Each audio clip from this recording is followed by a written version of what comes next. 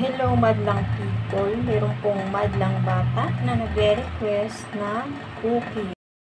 Gusto niya daw ng cookies, kaya gagawan po natin siya.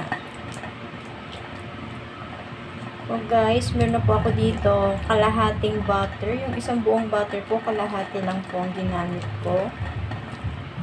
Imamash mo para magiging smooth. I-share ko po sa inyo kung anong ginagamit ko at mga ingredients ng iba na magiging akin na ngayon. Ito. Tama kayo, magiging akin na ngayon.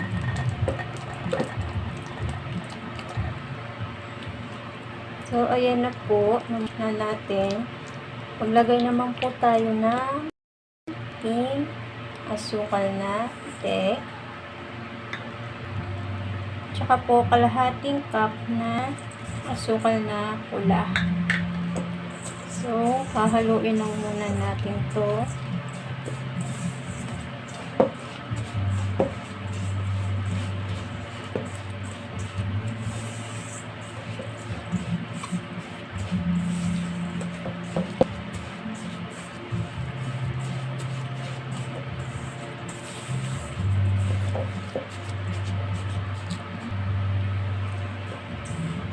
Pag ganito na po yung kanyang texture, pwede na po tayong mag-add ng isang itlog.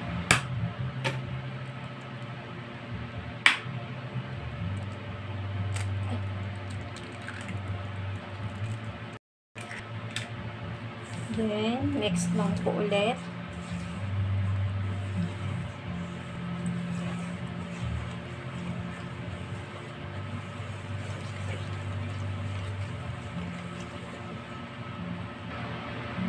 Po, pag ganito na po siya, pwede na rin tayong mag-add ng ating flour. Yung gamit kong flour po ay cake flour kasi wala po akong all-purpose flour.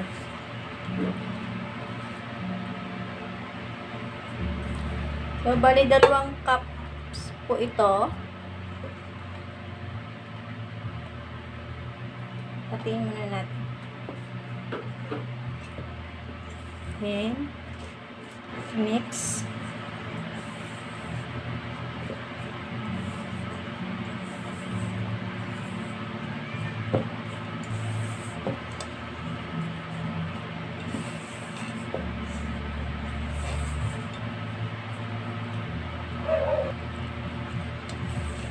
Tapos po yung natira, ilagay na natin at mag-add po tayo ng 1 teaspoon na baking powder. Ito na po yung tira. Buksan natin. I-mix lang po natin ulit.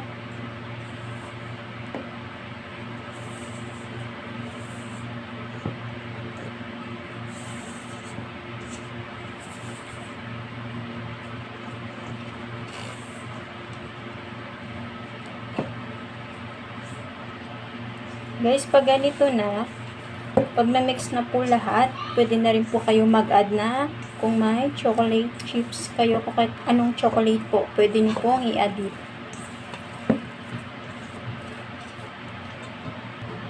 So guys, mag-add tayo na 1/2 cup na chocolate chips. Then, mix lang po ulit.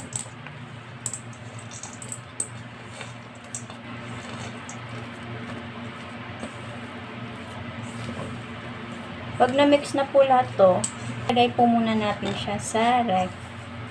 I-chill muna natin siya. I-chill ng 1 oras. Depende po, mas maganda pag overnight kung hindi naman po kayo nagmamadali.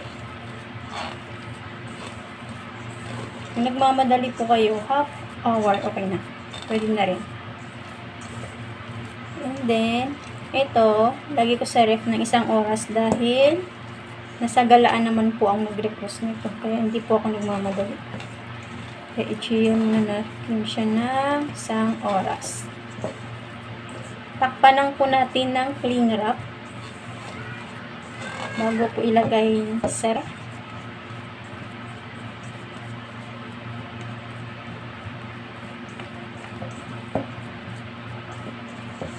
So, Kukuha lang po tayo ng cling wrap. Guys, ito na, nagupit ako ng cling wrap. At takpan lang po natin muna.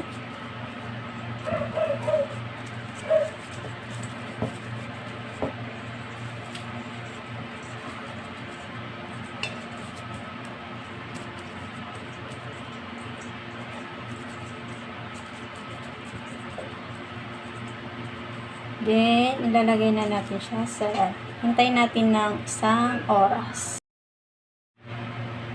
So, pagkatapos nga po ng 1 oras na nasa ref, ito na po siya. Tanggalin na natin. Ito na po siya, guys. Pwede na natin yan i-bake. Gagamit po ako ng scoop para pantay. Yung 1 tablespoon po. Kukuha lang po tayo ng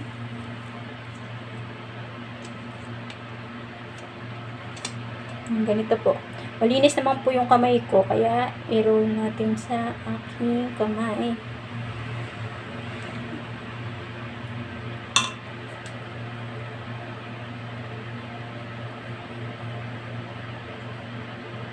Yan po.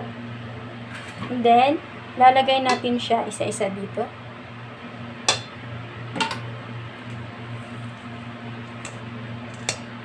I-roll lang natin siya lahat.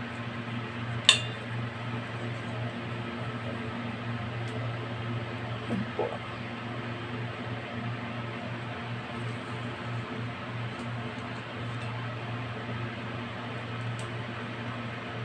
Mas maganda na overnight or ilang oras po na nasa ref para medyo ano siya, tigas-tigas ng konti.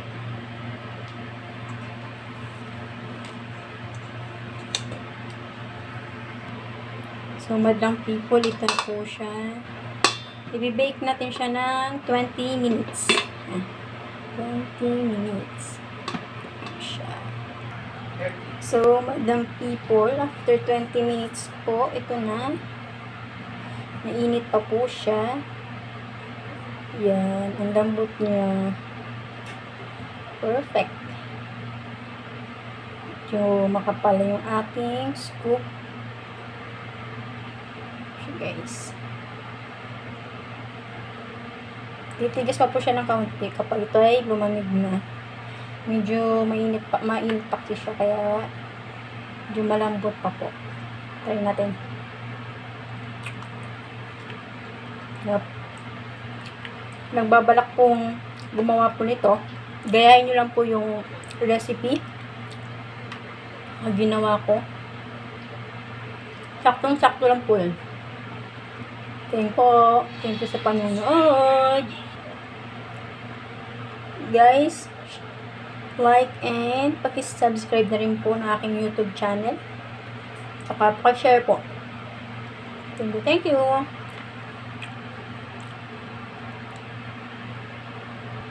See you in my next video po. Bye-bye.